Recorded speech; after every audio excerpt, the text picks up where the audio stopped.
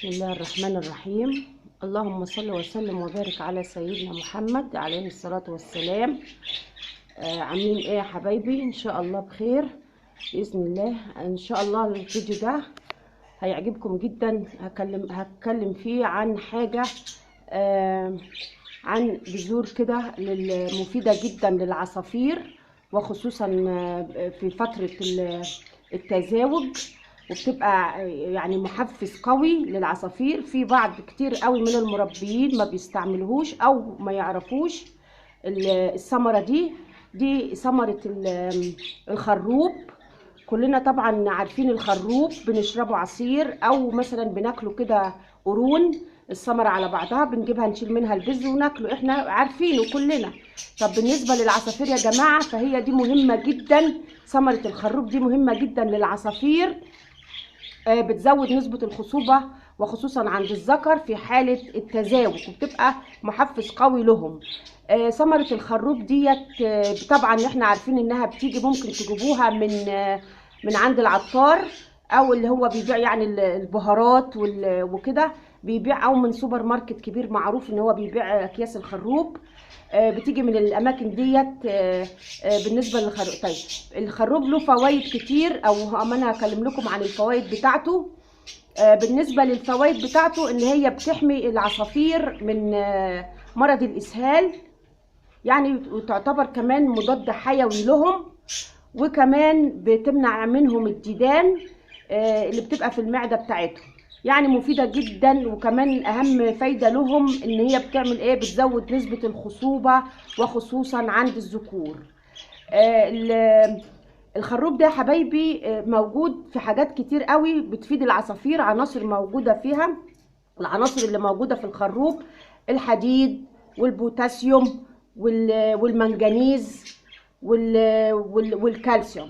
العناصر دي طبعا مهمة جدا لجسم العصافير، كمان إلا انه برضو بينشط العصافير وبيخليهم في حركة ونشاط. يعني لو كانوا عصافيرك كده كسلانين ولا حاجة، وحطيت لهم ثمرة الخروب ديت بتنشطهم جامد. طب بالنسبة ازاي انا بقدم الخروب ده؟ ثمرة الخروب دي بتتقدم ازاي؟ بتتقدم بطريقتين. الطريقة الأولى إن أنا بجيب قرون الخروب دي، بشيل منها البذر اللي جواها، وطبعا يعني بفتتها قوي قوي أو بطحنها، بس بتكون خشنة شوية، يعني ما بنعمهاش قوي، وبروح ضيفاها على الخلطات اللي أنا بقدمها للعصافير. وطبعا هي بتتقدم مرتين أو 3 مرات في الأسبوع، ونستمر عليها يا جماعة.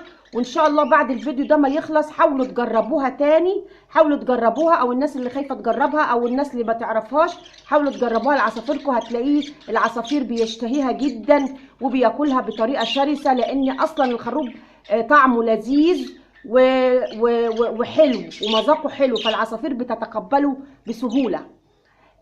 زي ما قلت، الطريقه الاولى ان احنا بنفرم الخروب او بنطحنه يعني، وبنخليه خشن كده، وبنخلطه على الوجبات اللي انا بقدمها لهم، او الخلطات زي خلطه البيض بالبقسماط، خلطه البيض بعظام السيبيا، او الخلطه اللي هي بتاعه الجنيبه مع البلكم مع الفلارس.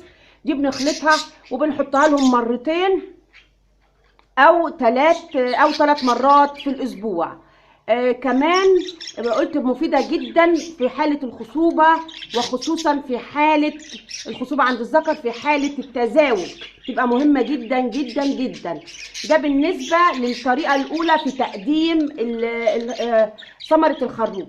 الطريقة الثانية ان انا ممكن برضو اشيل البذر بتاعه واغليه، واغليه لمدة مثلا نص ساعة يتغلي، وبعد كده انا ببرده، بحطه يعني يبرد لمدة 10 ساعات، وبعد كده بصفيه من اللي فيه. طبعا المحتويات بتاعته لما بتغلي في الميه بتبقى الميه كلها محتويات الخروب، وتبقى فيها فايده جدا للعصافير. وبعد كده في الوقت نفسه قبل ما اقدمها للعصافير بكون انا معطشه العصافير لمده 2 أو 3 ساعات، علشان لما احطه لهم يشربوا منه بكميات كبيره. فانا طبعا ما كترش، ما شيلش الميه اكتر من 2 أو 3 قدام العصافير، عشان انا لو عطشتهم كتير ممكن العصافير يجرى حاجه تموت. فطبعا انا لو فاجئتهم بالميه ممكن يشربوا ميه كتير، برضو ممكن يحصل لهم مشاكل.